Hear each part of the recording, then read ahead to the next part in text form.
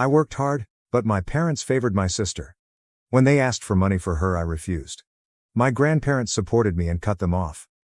I believed my parents were finally treating me properly since I had shown myself, but it turned out to be nothing more than a demand for their daughter and her 6 children from 3 consecutive marriages.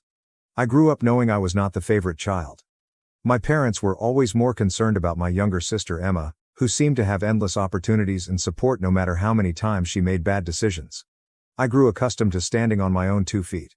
I worked hard, paid for college with a combination of scholarships and part-time employment, and eventually found a steady, well-paying job. My parents were never impressed, despite the fact that I did everything on my own. For years, I attempted to brush it off and keep going, hoping that one day they'd admire me for being independent. Meanwhile, Emma's life was a roller coaster. She married young, and her first marriage dissolved after 2 years because her husband cheated. She remarried quickly and had 2 more children, but the marriage ended when her second husband developed a gambling addiction and lost their home. Emma was on her 3rd marriage at the time I started my job, and she had 6 children ranging in age from 12 to 2. Her current spouse works part-time as a delivery driver and is attempting to launch his own business, but they are struggling to make ends meet. My folks have always been there to assist her out, paying for items here and there and making excuses for why she needs a little extra support. For a while, I was too preoccupied with my own life to get caught up in Emma's drama, but then I saw a difference in how my parents regarded me. They became more attentive, reaching out more frequently, congratulating me on my profession, and inviting me over for family dinners. I wondered if they were finally proud of me. Part of me had been hoping for this for years, and I suppose I was willing to believe they were turning a corner. Last month, they invited me to supper. At first, everything seemed normal. We talked about work and caught up on tiny family stuff, and for a brief period, I felt like a member of the family in a way that I hadn't previously. But then the topic moved. They started talking about Emma, how difficult it was for her to raise 6 children on one salary, and how my parents had done everything they could to help but were running out of money. They went on to say how fortunate I was to have a decent job and a consistent salary, that I had no one relying on me, and that I was able to contribute back to the family. Then came the shocker. They expected me to step up and take care of Emma financially. They had a comprehensive plan. First, they asked me to buy her a new 5-bedroom house because her present rental was too small for a family of 8. They wanted me to set up college funds for all 6 of her children, which they argued was only fair given that I was the only one who could afford it.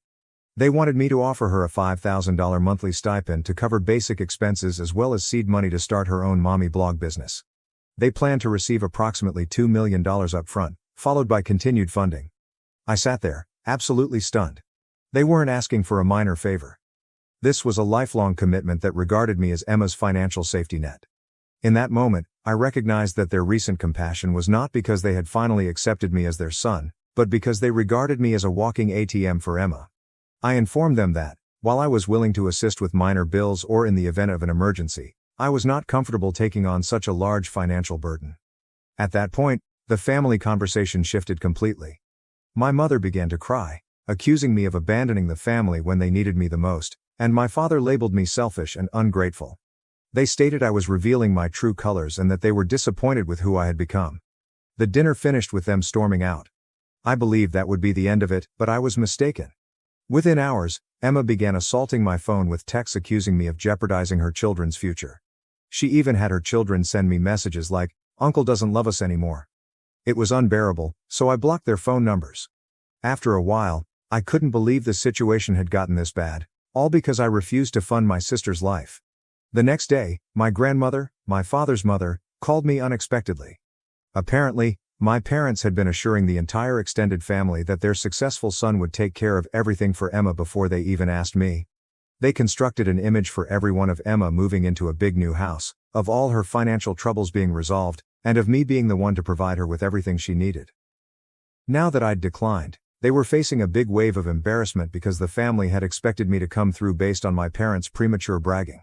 My grandparents were appalled when they learned the complete story. They'd always assumed Emma's lifestyle was sponsored by her different spouses, and that my parents helped out because they wanted to, rather than because they'd gone into debt to support her. They were so upset by my parents' behavior that they are now threatening to remove them from their will. They informed me that they would rather leave their estate to me and my relatives, who work hard and do not take advantage of people. As the situation spread around the family, I began to get messages from relatives offering their support. Some of them admitted they had no idea how much I had been dealing with on my own and apologized for not noticing it sooner. My aunt, my mother's sister, even contacted me and apologized for not realizing how differently I was treated growing up. The family dynamics were beginning to unravel, with everyone taking sides, and my parents were not handling it well. My phone started ringing nonstop again, this time with my parents exchanging angry, nasty messages and weeping voicemails. They were upset that I was damaging their family's reputation. They once left a message telling me that I was ruining Emma's children's life and that I would come to regret this decision someday.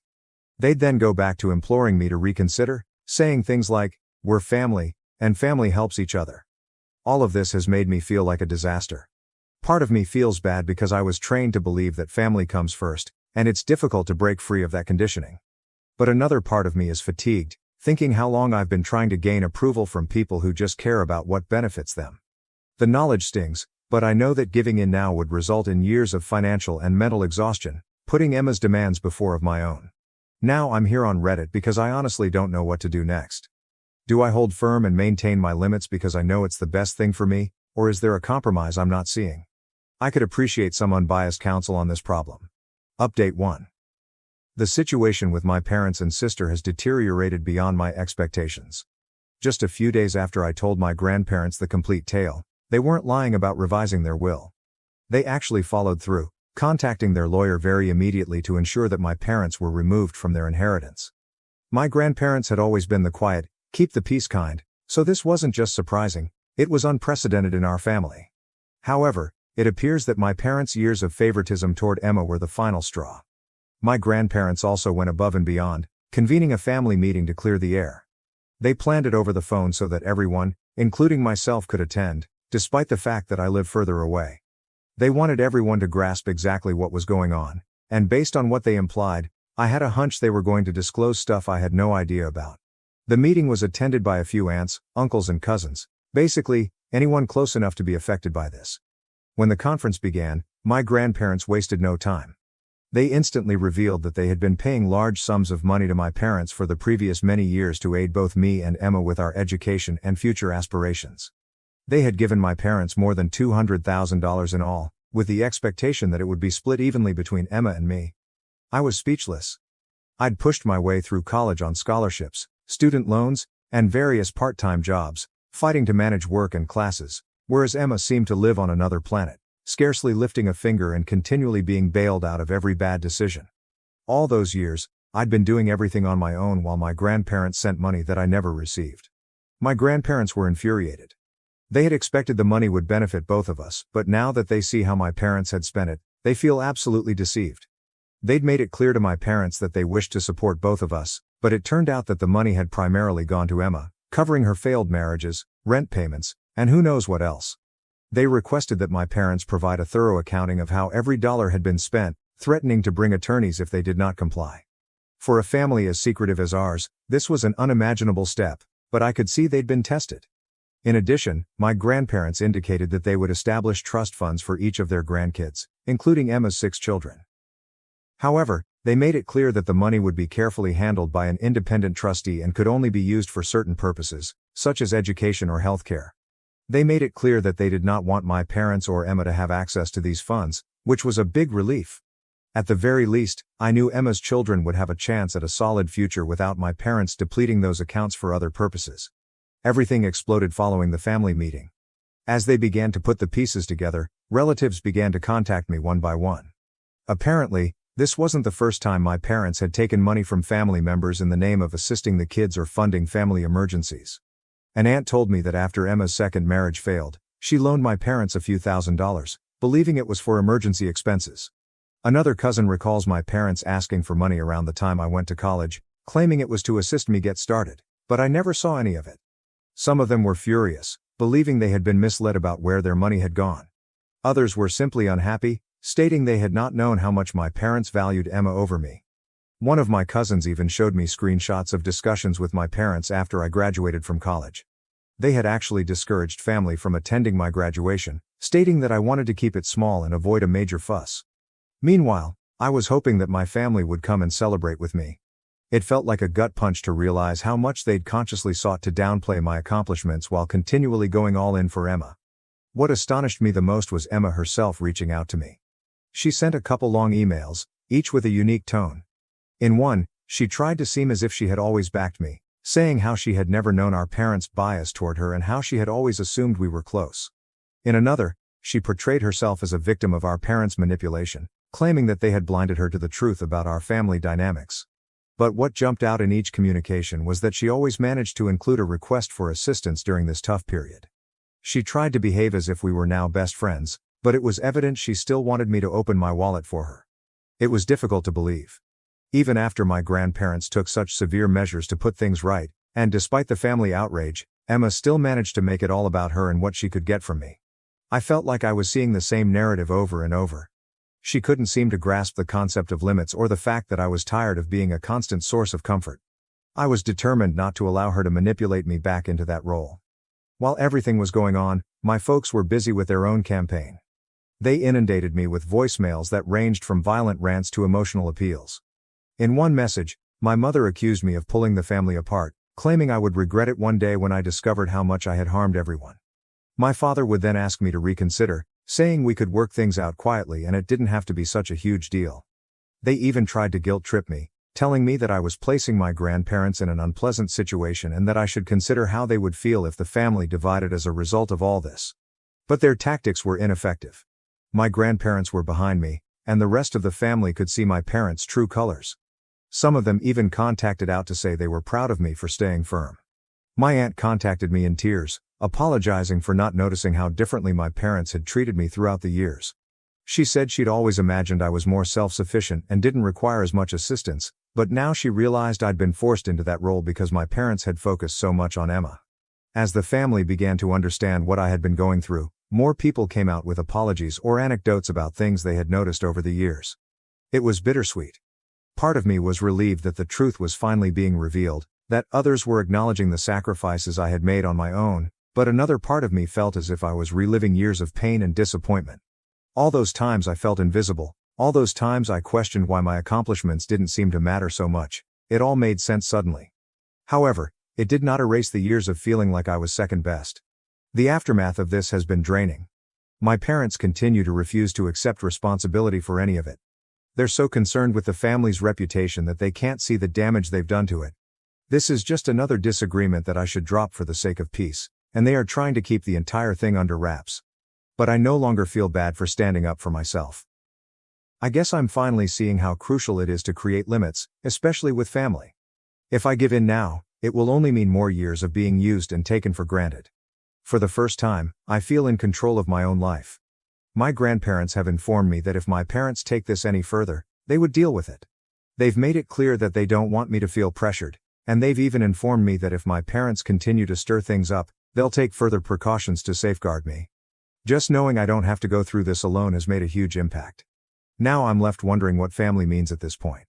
All these years, I believed that being a good son and brother entailed putting everyone else first, sacrificing my own needs to ensure that everyone else was okay. But now I understand that there is a limit, and family isn't supposed to treat you like an ATM or overlook your own happiness simply because it's convenient. As things continue to unfold, I remain steadfast in my decision, but a part of me wonders if I should be doing more or approaching this differently. I'd greatly appreciate any suggestions on how to proceed. There is still so much to comprehend, and I'm trying to take it one day at a time. Update 2. My parents broke their quiet just a few days after my grandparents made their major news about the will. Instead of apologizing or acknowledging they may have gone too far, they sent a lengthy, meticulously crafted email attempting to justify every decision they had ever taken. They didn't just defend Emma, they virtually praised it, describing it as an investment because Emma had always been more family-oriented. Meanwhile, I was classified as self-sufficient and career-oriented, which they assumed indicated I didn't require as much assistance. They went on to clarify that their call for me to step in and fund Emma's life had nothing to do with money. They regarded it as even things out, giving Emma the same advantages they believed I had on my own. To add salt to the wound, they called me selfish for refusing to share my surplus wealth with my family. The email wasn't just words either. They sent a list of everything they claimed to have spent on me versus Emma. I'm talking about everything, including Emma's basic needs such as food, clothing, and housing. They mentioned her wedding expenses, property payments, and even post-divorce therapy. They even mentioned Emma's emotional assistance during her adolescent years, valuing and quantifying it. It was so ridiculous that I recognized they'd been thinking about it for a long time, most likely intending to hurl it back at me. They apparently shared this email with the entire extended family as well, aiming to present me as the selfish one. But it completely backfired. Relatives who had previously remained neutral began contacting me, appalled by what they viewed as an outlandish attempt to tax me for fundamental parenting. Some even apologized for not comprehending the kind of partiality I was dealing with. I believe my parents expected people to gather around them, but all they did was push everyone further away. In addition to this, my grandparents' lawyer became involved. My grandparents had always expected that any money they had given my parents over the years would be divided between me and Emma for our education and other essential costs. They soon discovered that the money had been spent on Emma's marriages and unsuccessful relationships. The lawyer wrote an official letter to my parents asking a thorough accounting of where the money had gone. My grandparents were prepared to take this to court if necessary, and I don't blame them. They felt betrayed, and so did I. It was like a tangled web of deception that had been growing for years, with me on the sidelines the entire time. In a strange twist, Emma's first ex-husband contacted me. He is the father of her two oldest children, and while we had never been close, we had remained civil. He told me that he had heard about everything and wanted to express his perspective. He confessed that when Emma became pregnant, my parents coerced him into marrying her, promising financial support as long as he followed through with the marriage. I knew they married quickly, but I had no idea my parents were that involved. Apparently, the majority of the support my parents had provided came from money they had received from my grandparents, money my grandparents had assumed was going toward Emma's and my futures. Emma's ex even apologized, claiming he regretted not standing up to them and allowing the situation to get out of control. My parents quickly noticed the email wasn't having the desired effect, so they tried to backtrack. They wrote a follow-up reply to everyone, explaining that the previous email was sent in rage and should not be taken seriously. But it was difficult to believe that reason given that their email had clearly been planned for some time. They could have printed and dispatched it as an official document, given how detailed it was. Trying to take it back now simply made them appear worse, and no one bought it. Emma had been silent for a few days following the family meeting, but she began reaching out again. Her tone had changed from guilt-tripping to more urgent. She sent a few emails, implying that she had always loved me and had no idea our parents treated us so differently. She even tried to justify her condition, stating she didn't want to burden me but was in a terrible situation with her children. Her texts became stranger, swinging between sentimental memories from childhood and reminders of how difficult life was for her with 6 children and a suffering husband. At one point, she mentioned her husband's economic difficulties and implied that her children were struggling in school due to the stress at home. It was difficult not to feel awful for Emma and her children, but I also couldn't ignore what had happened. She had known about our parents' fondness for years and took advantage of it, leaving me to fend for myself. She wanted me to come in and help her now that she was struggling. Her communications made me feel sad rather than outraged. She was my sister, and her children were completely innocent in all of this, but it was not my obligation to save her from a predicament she had helped create. More family members began sharing their stories. One of my aunts contacted me, apologizing for never saying anything when she observed things weren't fair between Emma and me. She remembered times when my parents plainly preferred Emma and ignored me, but she didn't want to get involved at the time. She also revealed that she had volunteered to help me with my college applications, but my parents declined, claiming that I had everything under control. In actuality, I was managing everything on my own, including school applications and work. My aunt admitted that she had no idea how much I had been left to manage on my own, and she felt bad for not intervening sooner. Family group chats reached a whole new level of awkwardness. Relatives began reaching out, asking if I needed anything or if they could help in any way. It was unusual to suddenly have so many people offering help and sympathy, especially because they'd never been so active in my life before. I loved their goodwill, but it became overpowering. Part of me felt like I shouldn't need their help right now. I'd already gone through the most difficult sections on my own. I mostly thanked them, wondering what else to say. Even my parents' closest friends started to distance themselves. A few people accepted their version of the story, that I was a workaholic who did not prioritize family. But after reading the email and hearing additional information, they began to see through my parents' explanations. Some even apologized, admitting they were wrong to judge me. One of them even indicated that my parents had borrowed money from them, citing family needs. They had assumed it was for necessary costs, but now they were wondering if they had been subsidizing Emma's lifestyle. Despite everything, my parents continued to push.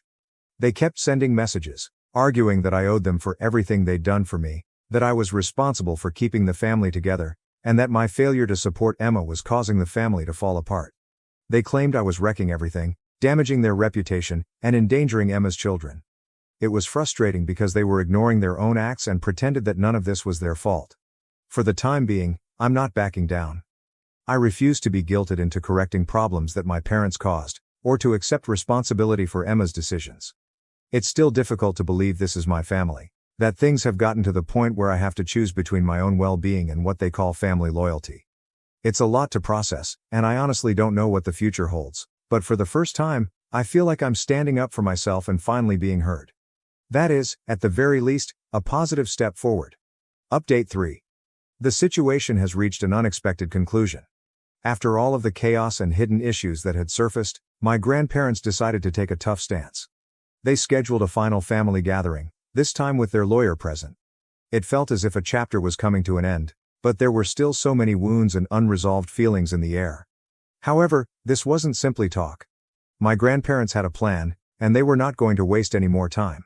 They claimed that they had not only revised their will, but were also taking quick action with their assets to avoid further abuse.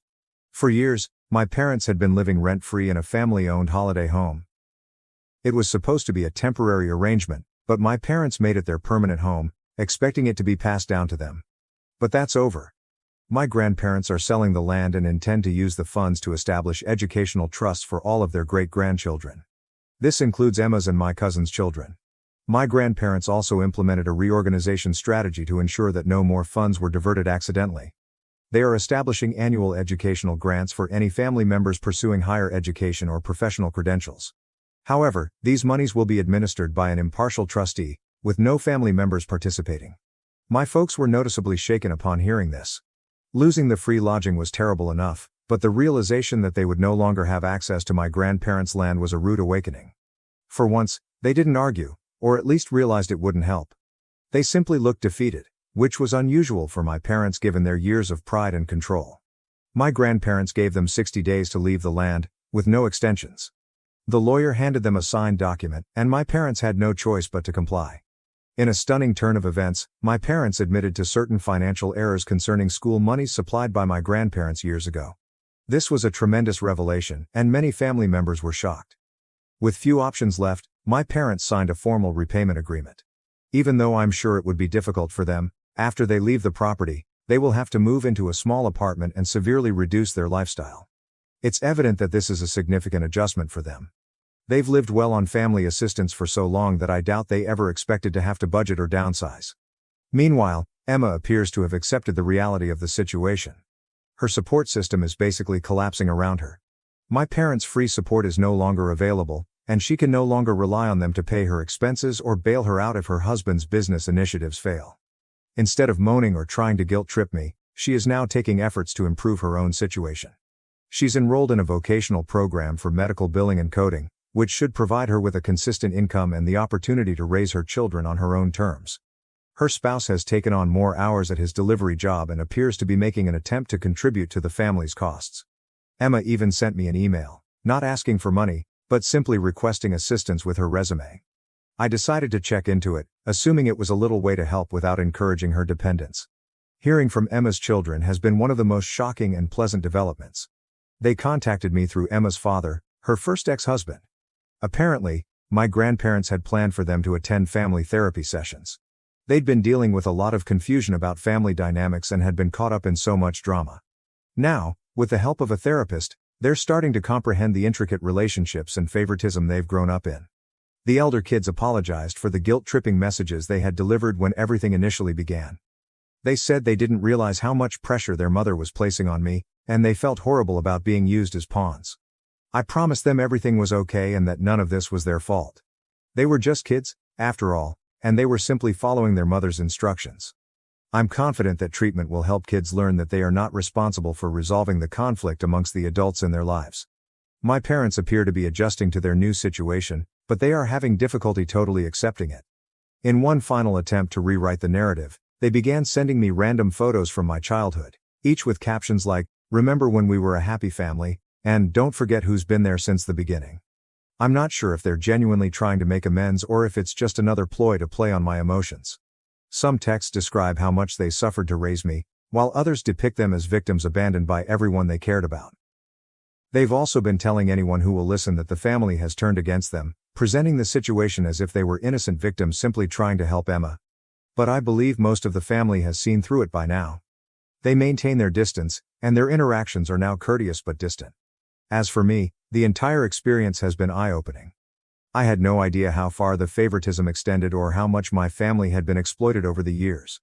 My grandparents have been great throughout this process, demonstrating strength and justice that I had never appreciated before.